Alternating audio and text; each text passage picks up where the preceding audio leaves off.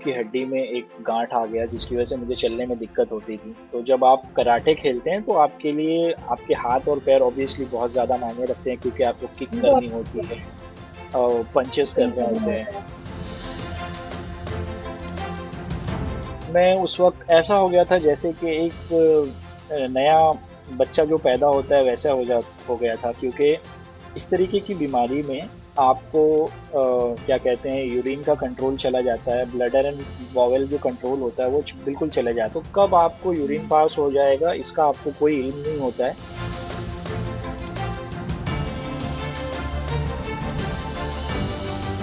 और हमेशा वालदा हम्म। बोला भी करती थी कि आप बेफिक्र रहें, मतलब अल्लाह ने एक दरवाज़ा बंद किया है तो आपके लिए सैकड़ों दरवाजे वो खोल देंगे। 100 मीटर ब्रेस्ट स्ट्रोक एक इवेंट है, उसमें मैंने हम्म। ब्रॉन्ज मेडल जीता था। तो काफ़ी खुश हुआ था ऑब्वियसली क्योंकि आप जाते हैं नेशनल लेवल पे खेलते हैं।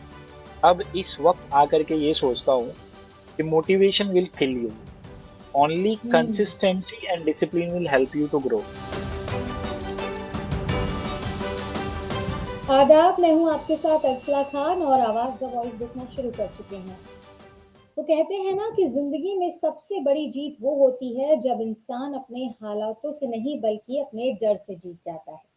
और ऐसा ही कर दिखाया है बिहार से आने वाले शम्स आलम जी ने। उन्होंने एक व्हील चेयर पर बैठकर दुनिया के समंदर को पार कर दिया है। जी हाँ, जो वाकई काबिले तारीफ है। उन्होंने ये कर दिखाया है, ये दुनिया को बता दिया है कि अगर आपके हौसले बुलंद हो, अगर आपकी नीयत बुलंद हो, तो दुनिया की कोई ताकत आपका रास्ता नहीं रोक सकती। आज वो हमारे साथ मौजूद है, उनसे बातचीत करेंगे, उनसे जानेंगे कि किस तरीके से उन्होंने अपनी विकलांगता को यानी कि अपनी कमजोरी को ही अपनी ताकत बना लिया। सबसे पहले सर, आपका बहुत स्वागत है आवाज द वॉइस में। थैंक यू सो मच आवाज द वॉइस की टीम एंड अर्शला जी। सर, तो बताइए आपकी जर्नी कैसी रही, कैसे आपने अपनी विकलांगता को यानी कि अपनी कमजोरी को ही अपनी ताकत बनाया और दुनिया को ये बताया कि इंसान कुछ भी कर सकता है अगर जज्बा हो तो। अर्शला जी, सबसे पहली बात तो ये है कि मैं एक डिजेबल पर्सन हूँ और मुझे इस तरीके की डिसेबिलिटी है कि मैं चल फिर नहीं सकता हूँ जिस तरीके से एक विदाउट डिसेबिलिटी पर्सन चल फिर सकते हैं। लेकिन मैं एक मोबिलिटी एड जो कि असिस्टिव डिवाइस कहते हैं, व्हील चेयर होती है, उसका मैं इस्तेमाल करता हूँ और उसके ज़रिए मैं एक जगह से दूसरी जगह जाता हूँ। और मैं अपने जो काम है वो अलग तरीके से करता हूँ, बट अपने काम कर जी, लेता हूँ और मुझे कोई दिक्कत नहीं होती है लाइफ जीने में। बहुत अच्छी बात है, तभी तो लोग आपसे इंस्पायर करते हैं ना आज के टाइम पे। मैं कोशिश करता हूँ मैम अपने आप को इंस्पायर करके रखने की, और आई थिंक अगर मैं अपने आप को इंस्पायर कर सकता हूँ तो शायद पूरी दुनिया मुझसे इंस्पायर हो सकती है। बिल्कुल सही बात कही आलम जी आपने। तो कैसा रहा शुरुआती दौर में? तो मुश्किलें आई होंगी, ऐसा तो नहीं है शुरुआत से आसान तो नहीं रहा होगा सफर। काफी कुछ आपने परेशानियां झेली होंगी। जब पहली बार इस बीमारी का पता चला तो कैसा आपने महसूस किया?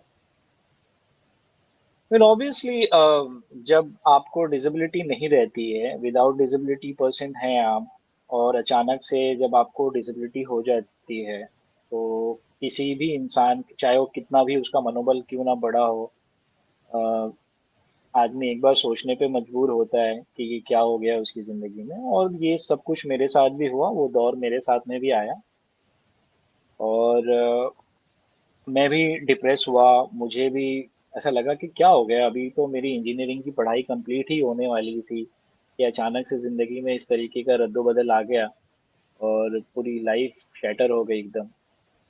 तो मैं भी डिप्रेस हुआ, मैं भी रोता था ऑब्वियसली अकेले में। लेकिन फिर कहते हैं ना कि मतलब कब तक रोइएगा आप रो रो करके तो समुंदर तो नहीं बना सकते हम। ऑब्वियसली आपको कुछ ना कुछ सॉल्यूशन निकालना पड़ेगा और उसी सॉल्यूशन से फिर आपको लाइफ आगे जीनी है। क्योंकि जिंदगी बिल्कुल सही। अगर आपको अल्लाह ताला ने अगर आपको जिंदगी दी है तो उसको जीना तो वही हम्म। है। तो खत्म तो कर बिल्कुल। नहीं सकते, हमारे हाथ में तो है नहीं खत्म करना। जी, सही कहा आपने। अच्छा, एक बिहार का लड़का जब मुंबई आया शुरुआती दौर में, तो उनको क्या क्या मुश्किलें देखनी पड़ी, या कुछ एडवेंचरस रहा उस दौर में, आपने क्या कुछ अच्छा कुछ बुरा, वो शेयर कीजिए। मैं अर्शला जी, सबसे बड़ी बात तो ये है कि जब मुझे पता चला कि मुझे बॉम्बे जाना है, तो वही मेरे लिए एक बहुत बड़ा एडवेंचरस था। हम लोग फिल्मों में देखते हैं कि ट्रेन में जी। आदमी बैठ के जाते हैं। और जब मुझे याद है कि मेरे भाई के साथ में, बड़े भाई के साथ में, मैं मुख्तार आलम उनका नाम है, उनके साथ में मैं पहली बार बॉम्बे के लिए जाने के लिए आया। और हमारे यहाँ दरभंगा हम्म, रेलवे स्टेशन है। जब जी। वहां से वो ट्रेन आई तो इतनी रश होती थी उस वक्त में। शायद हमको ये नहीं पता था कि आप रिजर्वेशन भी कर सकते हैं या एसी का डब्बा होता है आप उसमें जा सकते हैं। तो वो इतना ये रश किस था दौर की लोगों बात के। कर रहे हैं, मतलब कौन सा सन, ये कौन सा था? समवेयर अराउंड 1994 या 3 की बात कर रहा हूँ मैं। तो उस वक्त जब पहली बार हम लोग आ रहे थे, मैं पहली बार आ रहा था, मेरे भाई तो पहले से ही रहते थे बॉम्बे में। तो मैं उनके साथ आया तो पूरी ट्रेन भरी हुई थी। और शायद उस वक्त मुझे ये पता नहीं, उस वक्त हम लोगों ने रिजर्वेशन टिकट नहीं कराया होगा या कराया होगा क्या, क्योंकि मैं बहुत बच्चा था। तो वो पूरा हाँ। भरा हुआ था और उसमें जिस तरीके से माल को फेंकते हैं अंदर की तरफ, उस तरीके से मुझे फेंका गया। वो सब लोग थे, मैं सब लोगों के सर के ऊपर से एक्चुअली मैं अंदर गया। और एक हाथ में वो ब्रीफ केस जो रहता है वो भाई ने लगाया। और वो वो भी एक्चुअली में मुझे नहीं दिया उन्होंने, वो जो ट्रेन की खिड़की होती है उसमें उसको बांध दिया था उन्होंने कि भाई अगले स्टेशन पे वो देख लेंगे, अभी फिलहाल तो अंदर जाते हैं। तो इतना रश था, तो वही एक बहुत ही एडवेंचरियस था, क्योंकि पहली बार कोई जा रहा है और पता ही नहीं है कि क्या हो रहा है, और आपको लोगों के सर के ऊपर से फिर नीचे आप अंदर जा रहे हो ट्रेन के। तो वो एक बहुत ही हम्म। एडवेंचरियस था। फिर जब अगला कुछ स्टेशन आया तब थोड़ा जा करके वो सही हुआ और फिर मैं नीचे आया। तो ये सारी कहानी थी, यही अपने आप में बहुत एडवेंचरस था। और उसके बाद फिर मैं बॉम्बे पहुंचा। तकरीबन हम्म। 2 दिन के बाद, 2 दिन का लंबा ट्रेन का सफर तय करने के बाद बॉम्बे।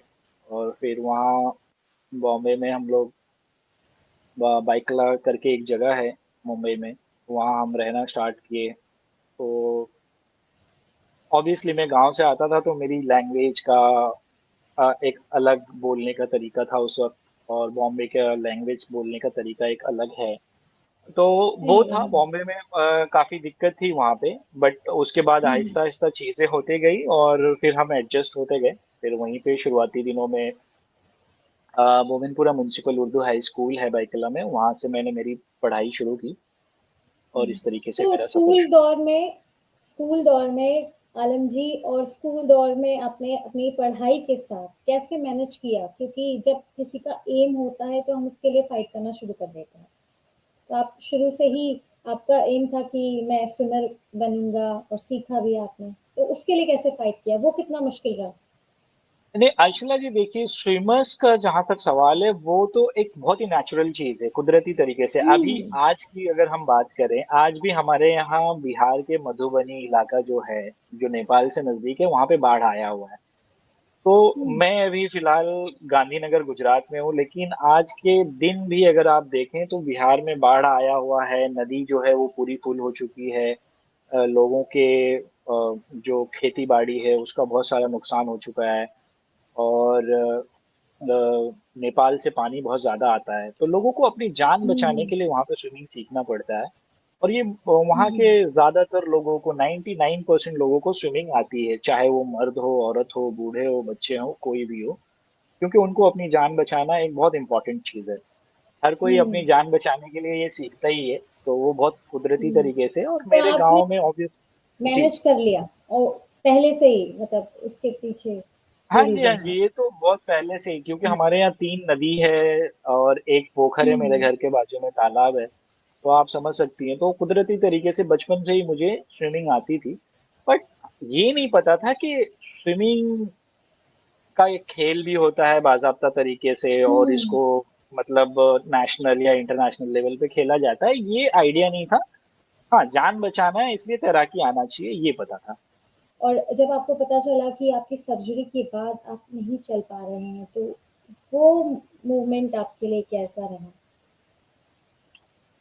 बिल्कुल अर्शिला जी, हॉनेस्टली ये उस वक्त हुआ 2010 की बात है, जब मैं नेशनल चैंपियन था कराटे के अंदर। और एशियन गेम्स उस वक्त 2010 में गोंगजाओ चाइना में होने वाला था। और उसके हुँ, लिए मेरा सिलेक्शन हो गया था मुझे, क्योंकि मैं नेशनल मेडलिस्ट था। और अचानक से उस वक्त मेरे रीढ़ की हड्डी में एक गांठ आ गया, जिसकी वजह से मुझे चलने में दिक्कत होती थी। तो जब आप कराटे खेलते हैं तो आपके लिए आपके हाथ और पैर ऑब्वियसली बहुत ज्यादा मायने रखते हैं, क्योंकि आपको किक बहुत करनी होती है, पंचेस डिफेंड करने करना होते हैं, होता है। बैलेंसिंग का हुँ, गेम होता है वो पूरा। हुँ, और उसमें मेरा बैलेंस जा रहा था। तो डॉक्टर्स ने जब मुझे हुँ, बताया और एमआरआई की, तो पता चला कि उसमें एक गांठ है, जो कि हुँ, आपके नर्वस सिस्टम को कंप्रेस कर रहा है, और उससे चलने की वजह से उसमें आपको चलने में दिक्कत हो रही है। तो ऑब्वियसली हमने मुंबई में एक जो डॉक्टर हैं वहाँ पे उनसे मशवरा लिया, और उन्होंने बताया कि शम्स, अगर आप इसका ऑपरेशन करा लेते हैं तो आप 10 से 15 दिन में ठीक हो जाएंगे, और फिर आप अपनी सारी एक्टिविटीज फिर से कर सकते हैं, और आप कराटे भी कंटिन्यू खेल कर सकते हैं। पाएँगे। हाँ जी, हाँ हुँ, जी। तो क्योंकि ऑब्वियसली हमारे पास कोई ऑप्शन नहीं होता है, हम डॉक्टर को बिलीव करते हैं, जो वो बोलते हैं उसी के ऊपर। एग्ज़ैक्टली करना और मैं पड़ता है। जी, मैंने भी उनकी हुँ, बात मानी और मैंने वो किया। और फिर उसके बाद अ, मेरा जो नीचे सीने के नीचे का जो हिस्सा है वो बेजान हो गया, उसमें पावर और सेंसेशन खत्म हो गया। तो फिर मैं जब फॉलो अप के लिए जाता था, तो वो बोलते थे मुझे कि अगले 5 दिन में या 10 दिन में आप ठीक हो जाएंगे, और इस तरीके की बातें होती रहती थी। और हम लोग कुछ कर तो सकते नहीं थे ऑब्वियसली, क्योंकि डॉक्टर्स जो बोल रहे हैं उसकी चीज़ों को हम मानते थे। फिर वो उन्होंने बताया कि आपको फिजियोथेरेपी करना है, तो हम फिजियोथेरेपी के लिए भी जाते थे। उस वक्त मेरे घर से जो भी सपोर्ट मिल पाता था, और वो सब हम करते थे। एक फिजियोथेरेपी सेंटर है बॉम्बे में, पैराप्लेजिक फाउंडेशन, हम वहाँ पे गए और वहाँ पे हमने रिहेबिलिटेशन स्टार्ट किया। लेकिन हुँ, टाइम आहिस्ता आहिस्ता जाता गया, वो 10 दिन, 15 दिन, 10 महीने में बदलते गया। और फिर ये पता चल गया कि इसमें कोई सुधार होने वाला है नहीं, इसी तरीके से लाइफ आपको जीना है। तो कहीं ना कहीं मायूसी और डिप्रेशन भी हुआ कि आप समवेयर अराउंड 23-24 साल के जब आप होते हैं, तो बहुत सारी जिम्मेदारी आपके ऊपर होती है। आपके घर वालों को बहुत सारी आपसे उनको ख्वाहिशात होती है कि हमारा बच्चा पढ़ाई कर रहा है, और फिर आगे चल के जिम्मेदारी उठाएगा घर की, उसकी शादी और वगैरह वगैरह बहुत सारी चीज़ें हैं। और लेकिन जब ये सारी चीज़ें अचानक से ठप हो जाती है, तो लोगों को समझ में नहीं आता है। और बिल्कुल मेरे साथ में भी ऐसा हुआ। आज भले ही मैं उन सारी चीज़ों को छोड़ के आगे बढ़ चुका हूँ, लेकिन वो दौर, उस वक्त का दौर ऐसा था कि मैं भी बहुत रोया करता था। अ, हुँ, अकेले में रात रात में जाग जाग करके कि क्या हो गया, क्यों आखिर ऐसा हुआ, क्या चीज़ें हुई। बट फिर कहीं ना कहीं जब थैंक्स टू गूगल या इंटरनेट को, ये उस पे जब हम लोग सर्च करना शुरू करते हैं, उस वक्त तक थोड़ा थोड़ा इंटरनेट आ चुका था। और इंटरनेट के ज़रिए जब हमने सर्च करना शुरू किया, तो पता चला कि ये सिर्फ मुझे नहीं, मेरे जैसे मिलियंस ऑफ लोगों को ये चीज़ें हैं, पैराप्लीजिया, स्पाइनल कॉर्ड इंजरी। और जिसकी वजह से हुँ, बहुत सारे लोगों की लाइफ बहुत ही डिफिकल्ट है। बट लोग इसमें भी काउंसलिंग के तरीके से, पीयर मेंटरिंग के तरीके से, और अपने स्किन का केयर करके, और सही तरीके से अपने खाने के ऊपर, पानी पीने के ऊपर, उसका इस्तेमाल सही तरीके से टाइम मैनेजमेंट करके आगे बढ़ सकते हैं और ज़िंदगी अच्छे से जी सकते हैं। तो इस जी, तरीके से बिल्कुल। डॉक्टर से बात करते हुए, और फिर काउंसलर्स वगैरह से बात करके, फिर आहिस्ता आहिस्ता हुँ, लाइफ हमारी आगे बढ़ी। ट्रैक पे आ गई ऑलमोस्ट।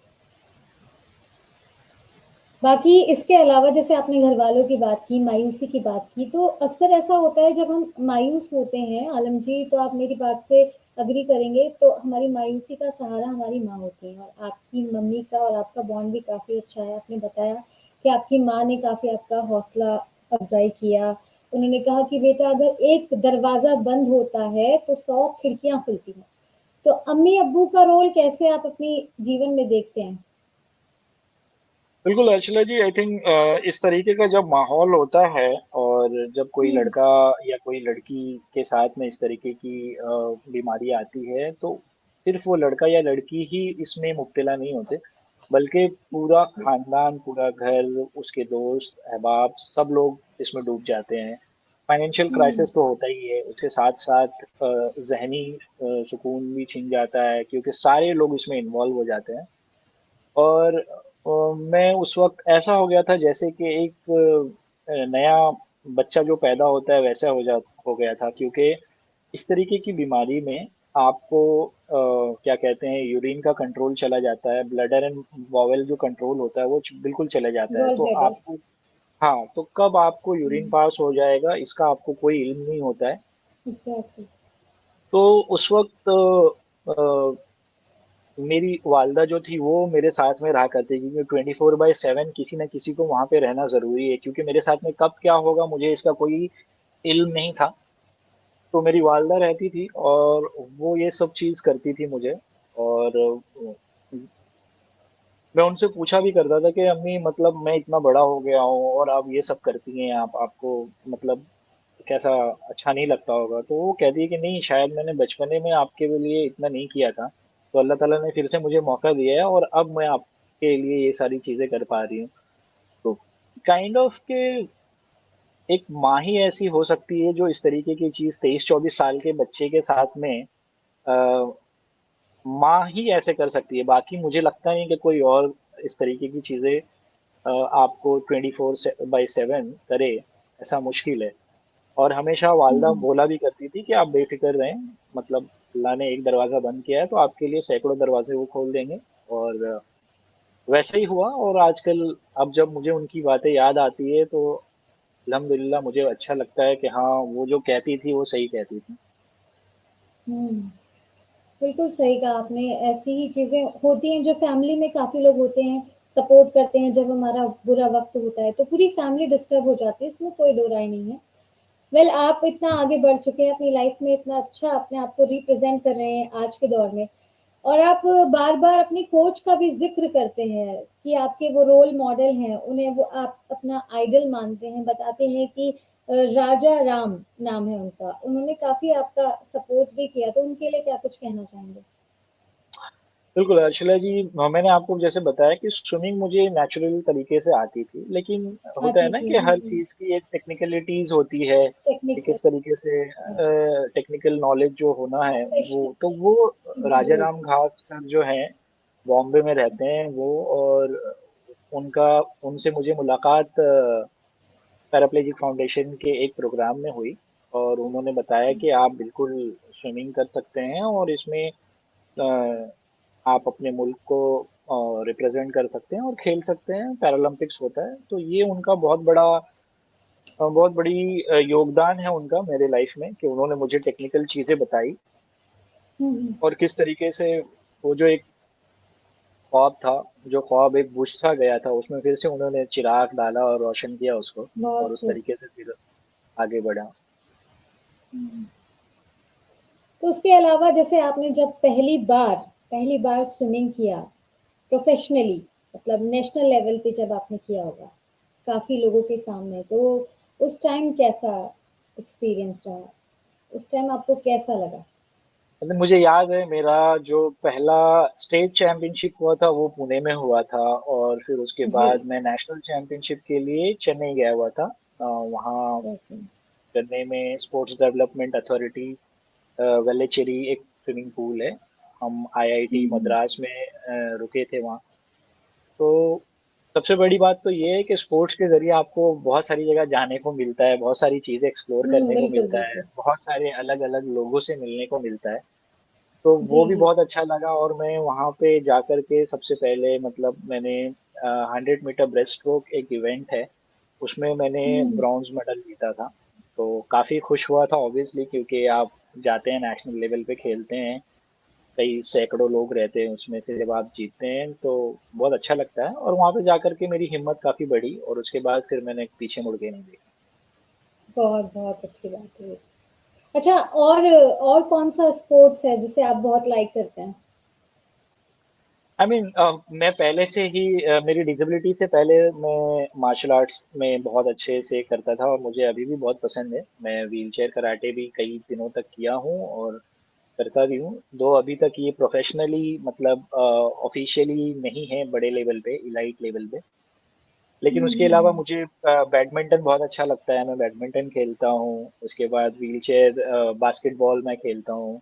ये सारी चीज़ें मुझे बहुत अच्छी लगती है। हम यहाँ कैरम ट्राई करते हैं, क्योंकि कैरम एक ऐसी चीज़ है जो मेरे बचपने से बॉम्बे में चूंकि मेरे भाई लोग जो थे वो कारखाने में काम करते थे, और संडे को जब छुट्टी हुआ करती थी तो फ्री टाइम में वो कैरम खेलते थे। तो मुझे याद है कैरम सब लोग मिल करके बैठ के खेलते थे, वो हमारा एक काफी अच्छा टाइम पास हुआ करता था। बहुत अच्छी बात है। तो जैसे लड़कों को ज्यादातर क्रिकेट पसंद होता है, तो कभी उसमें दिलचस्पी नहीं रही जब आपकी चीजें नहीं, ठीक बिल्कुल। थी?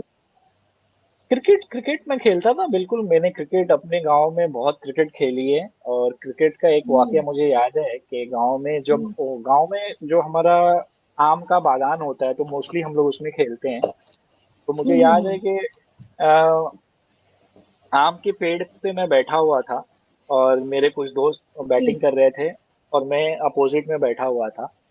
और जो हम्म। बॉल होती है, सीजन बॉल होती है जिससे एक्चुअल में क्रिकेट खेली जाती है, उस बॉल के हाँ हाँ। अंदर एक छोटा सा ब्लैक कलर का होता है। उससे हम हम्म। लोग वो खेल रहे थे, क्योंकि हम लोगों को कुछ मिलता नहीं था उस वक्त गांव में। तो जो बॉल फट जाता था, उस बॉल के अंदर से निकाल करके फिर वो वाले उससे, वो प्लास्टिक का होता था, बहुत हार्ड प्लास्टिक होता था, उससे हम खेलते थे। तो वो मैं आम के पेड़ पे बैठा हुआ था और मेरे दोस्त ने बॉलिंग किया, वो बॉल उसने मारा, और वो इतना टफ था कि वो बॉल सीधा आकर के मेरे यहाँ लगा, और वो गच गया एक्चुअली में, लिटरली यहाँ पे। और मैं फिर वो आम के पेड़ से उतरा, हम्म। तो हम ऑब्वियसली रोते हुए हम लोग गए भागते हुए। तो किसी उसी में से किसी दोस्त ने जाकर के, घर नजदीक ही था, तो अम्मी को बता दिया। फिर अम्मी भागते भागते वो एक डॉक्टर दादा हमारे यहाँ पे थे, उनके यहाँ पे आए पोस्ट ऑफिस पे। और फिर हम लोग तो मैं वहीं पे था, तो सबसे पहले अम्मी आई तो पहले तो मारी, उन्होंने पहले मारा, हम्म। फिर उसके बाद वो दिखाया डॉक्टर दादा को, और फिर वहां पे पट्टी वट्टी लगाया, और वो निशान अभी तक है। तो इससे ये पता चलता है कि वालदा का मतलब किसी भी सिचुएशन में गुस्सा भी होती है तभी भी उनका प्यार रहता है, और बहुत सारी वो जो मोहब्बत होती है बच्चे में और माँ में, वो बहुत ही हम्म। अब याद आती है वो चीजें। तो ये बहुत ही जी। यादगार लम्हा था। उसके अलावा मैंने क्रिकेट बिल्कुल बॉम्बे में भी मैंने क्रिकेट खेली है, मैंने अपने स्कूल के लिए क्रिकेट खेला है, और मैं अपने कॉलेज की टीम थी उसमें भी क्रिकेट खेला हूँ मैं। तो क्रिकेट था ऑब्वियसली, कोई उसमें कोई डाउट नहीं है। अच्छा, मतलब ओवरऑल बचपन तो बहुत एडवेंचरस रहा आपका, अभी तक भी आप सारी चीज़ों को पॉजिटिवली ले रहे हैं, बहुत अच्छी बात है। तो इसी के साथ आप, जो हमारे देश के युवा हैं, जो हम आजकल क्या होता है, बहुत ही लोग जल्दी से परेशान हो जाते हैं। तो छोटी-छोटी चीज़ें होती हैं, फिर आप जैसे लोगों को देखते हैं तो एक इंस्पिरेशन मिलती है, एक हौसला अफ़ज़ाई होता है कि जब आप जैसे लोग कर सकते हैं, तो सभी कर सकते हैं। तो उनके लिए आप क्या मैसेज देना चाहेंगे, आवाज़ द वॉइस के ज़रिए? बिल्कुल अर्शला जी, आई मीन बहुत अच्छी बात है। और मैं उन तमाम लोगों को ये कहना चाहूँगा सबसे पहले कि सबसे पहले तो आप अ, मुझसे पॉजिटिव चीज़ें लीजिए, मुझसे अपने आप को कंपेयर मत हुँ। कीजिए। क्योंकि मेरी जो एक्टिविटीज़ है वो बिल्कुल अलग हो सकती है। आप अपने आप से अपने आप को कंपेयर कीजिए, किसी दूसरे से कंपेयर मत कीजिए, उसमें नेगेटिविटीज आती है। हो सकता है हुँ, हुँ। कोई भी चीज अगर आप करना चाह रहे हैं तो उसको कंसिस्टेंटली कीजिए, डिसिप्लिन में रह करके। अचानक से मुझे या किसी भी अ, शख्स को देख करके मोटिवेट होकर के ऐसी चीजें मत कीजिए जिससे आपको नुकसान हो। मैं अब इस वक्त आकर के ये सोचता हूँ कि motivation will kill you, only hmm. Consistency and discipline will help you to grow. अगर खाली मोटिवेट हो करके, मुझे खुद याद है मैं अपने एग्जांपल दे रहा हूँ। एक दिन ऐसे ही अभी यहाँ पे दिवाली की छुट्टी चल रही है, तो और हम लोग एथलीट हैं, तो हम लोगों को बैठने में बहुत अच्छा लगता नहीं है। मैं सोचता हूँ क्या करूँ क्या करूँ। तो मैं हुँ, व्हील चेयर, मेरे जो हमारा कैंपस है तकरीबन 3 किलोमीटर का कैंपस है, तो मैं उसका राउंड लगा रहा था व्हील चेयर से। तो मैंने सोचा कि आज मैं 10 राउंड लगाता हूँ, और मैंने 10 राउंड लगाया उस व्हील चेयर से, अपनी व्हील चेयर से। लेकिन बाद में पता चला कि मेरे यहाँ पे मेरी उंगली जल गई। तो ये चीज मैं इसलिए बता रहा हूँ आप लोगों को कि जो फौरी तौर पे मोटिवेशन होता है ना, वो आपको नुकसानदेह होता है। उस चीज को मत कीजिए आप। आपको अगर कुछ करना है तो कंसिस्टेंटली कीजिए कि हाँ, मैं 1 राउंड अगर आज लगाया, कल भी मैं 1 राउंड लगाऊंगा। इस तरीके हुँ, से हुँ। आहिस्ता आहिस्ता आप बढ़ाइए, ताकि वो आपको हेल्प करेगी। अचानक से किसी की बात आपने सुन ली, जिस तरीके से मैं प्रैक्टिकल एग्जांपल देना चाहता हूँ जॉब के फील्ड में, कि हुँ, कभी कभी लोग सुनते हैं कि अरे यार, जॉब करने से क्या होगा, हमें अपना बिजनेस स्टार्ट करना है। और हुँ, अचानक से हुँ, जो उनके हाथ में जॉब रहता है वो भी छोड़ देते हैं, और वो बिजनेस के चक्कर में अचानक से वो सक्सेस ऑब्वियसली नहीं मिल पाती है। तो हुँ, इस हुँ। तरीके से लोग फिर डीमोटिवेट हो जाते हैं, और जो उनके हाथ में रहता है वो भी नुकसान हो जाता है। तो वो भी ऐसा खो काम देते ना हैं। करें। एकदम, आप हुँ, जो भी काम कर रहे हैं लाइफ में, मैं आपको यही कहना चाहूंगा कि उसको कंसिस्टेंटली करें, आहिस्ता आहिस्ता करें, और फिर आप कामयाबी तक पहुंच सकते हैं। कोई भी चीज में अचानक से नहीं होता है, कोई भी जादू नहीं होता है। लाइफ का नाम ही कंसिस्टेंसी है। उतार चढ़ाव आपके जिंदगी में आएंगे, तभी जा करके आप एक मकाम तक पहुंच सकते हैं। आज मैं आपसे जी। बात कर रहा हूँ, आज मैं नेशनल रिकॉर्ड होल्डर हूँ, नेशनल मेडलिस्ट हूँ। हुँ, लेकिन इसके पीछे बिल्कुल। तकरीबन 15 से 20 साल की मेरी मेहनत है। मतलब 20 साल से ज्यादा का मेरा स्पोर्ट्स करियर है, तब जा करके आज मैं इस मकाम पे पहुंचा हूँ। अगर मैं पहले ही दिन कह लूं कि नहीं, मैं अगर मेडलिस्ट बन जाऊं, तो ये तो मुश्किल है, ये बहुत अ, और अगर आप खुदा न खास्ता बन भी जाते हैं अगर मेडलिस्ट, तो भी उस जगह पे सस्टेन करना बहुत डिफिकल्ट होता है। तो उस सस्टेनेबिलिटी के लिए आपको कंसिस्टेंसी बहुत जरूरी है, डिसिप्लिन बहुत जरूरी है। एग्ज़ैक्टली। जी हाँ, बिल्कुल आपने सही बात कही। इसी के साथ जैसे आपने नेशनल लेवल पे भी काफ़ी अवार्ड जीते हैं, बहुत-बहुत बधाई उसके लिए। इंटरनेशनली भी काफ़ी अवार्ड्स लिए हैं और अभी तम काफ़ी लोगों से आप मिल भी चुके हैं। ए आर रहमान की हमने ज़िक्र भी किया था, तो उस वक़्त आप जब मिले ए आर रहमान से, तो उस टाइम पर कैसा आपको फ़ील हुआ? वो मोमेंट शेयर कीजिए। आई मीन बिल्कुल, ए आर रहमान सर, मुझे तो यकीन भी नहीं था। हम लोग एक जूरी पैनल पे थे, और हम लोगों को बताया भी नहीं गया था कि ए आर रहमान सर आ रहे हैं। लेकिन वो जब अचानक से हाँ, आए तो एकदम शॉक हो गया मैं भी। बोले ये ए आर रहमान सर आ गए। फिर वहां पे सिमरन, एक साउथ इंडियन एक्ट्रेस हैं, वो आई।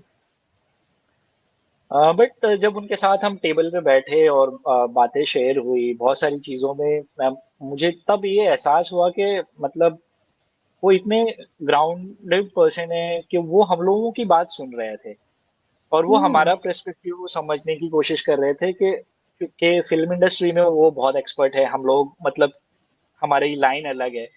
लेकिन वो हम लोगों का पॉइंट ऑफ व्यू अंडरस्टैंड करने की कोशिश कर रहे थे और सुन रहे थे हम लोगों से। तो मुझे लगता है कि इसी तरीके से आदमी इतने बड़े मकाम पे जाता है, और जब वो अपने साथ बैठे हुए लोगों की बातों को सुनता है और उनका पॉइंट ऑफ व्यू जी। सुनता है, तो शायद कुछ अच्छा निकल के आता है। और ये हुँ, एहसास हुआ मुझे उस वक्त कि हम जब किसी टेबल पे बैठे हों किसी जगह पे, और जब लीड कर रहे हैं, तो हमें अपने टीम के लोगों की भी बातें सुननी चाहिए। हाँ। ये उनसे मिलकर अच्छा लगा, और काफी खुशी हुई। वो I mean, he is very nice person. अच्छा अगर जैसे मान लीजिए आपकी लाइफ स्टोरी पे मतलब आपके ऊपर एक बायोपिक बनती है, तो आपको क्या लगता है कौन-सा ऐसा एक्टर है जो उसको बखूबी निभा पाएगा? आई मीन, इसके ऊपर ऑलरेडी काम चल रहा है, एंड होपफुली कुछ दिनों में आप लोगों को न्यूज़ मिल जाएगी। बट अच्छा। आई एम अगर आप पर्सनली मुझसे पूछें कि कौन काम करेगा तो ज्यादा अच्छा लगेगा, आई थिंक मुझे अभी लगता है कि रणवीर सिंह अगर इस पे काम करे तो ज्यादा अच्छा लगेगा मुझे। आई थिंक काफ़ी हम लोग अच्छा, रिलेट तो कर रणवीर पाते हैं। सिंह आपके फेवरेट एक्टर हैं, इसीलिए? क्या मतलब इसकी वजह कोई? सिर्फ़ नहीं, रणवीर आई ही मीन क्यों? उन्होंने उन्होंने जो किरदार किए हैं, आई मीन बहुत अच्छा लगता है, और हर तरीके का, हुँ, आई मीन वो चाहे नेगेटिव रोल हो, पॉजिटिव रोल हो, किसी भी तरीके का हो, वो उसमें बहुत अच्छे से उन्होंने अपने आप को पिरोया है। तो मुझे लगता है कि मेरी जो सिचुएशन है बहुत ही रियलिस्टिक सिचुएशन है, और इस तरीके की चीज़ों को कोई ऐसा बंदा करे जो सच में रियल दिखे, तो इसलिए मुझे लगता है कि रणवीर सिंह काफ़ी सूटेबल रहेंगे। ओके। तो एक्टर अब मैंने आपसे पूछा कि कौन-सा फेवरेट है, तो एक्ट्रेस भी बता दीजिए जाते-जाते, कोई favourite actress, actress? Obviously I mean actress तो बहुत सारी है, लेकिन आई थिंक मुझे तो दीपिका पादुकोण जी बहुत अच्छी लगती हैं, और उनके जो बहुत सारी मूवीज आई हैं, उन्होंने काम भी बहुत अच्छा जी। किया है। चलिए बहुत-बहुत शुक्रिया आलम जी, आपने इतना वक़्त दिया, कीमती समय दिया और उन सारे लोगों को के लिए आज आप इंस्पिरेशन हैं, जो छोटी-छोटी बातों से परेशान हो जाते हैं। हम जैसे युवाओं के लिए, सभी के लिए आप इंस्पिरेशन हैं। आपको देख के बहुत अच्छा लगता है, आप जहाँ भी हैं, एक मिसाल हैं दुनिया के लिए। बहुत-बहुत शुक्रिया आपका समय देने के लिए और मैं अपने दर्शकों से भी यही कहूँगी कि आज के लिए बस इतना ही। हमें दीजिए इजाज़त, फिर मिलेंगे नए मेहमान के साथ। तब तक के लिए आप हमें सब्सक्राइब कर लें यूट्यूब पे और फ़ेसबुक, इंस्टाग्राम और ट्विटर पे भी फ़ॉलो करें। शुक्रिया।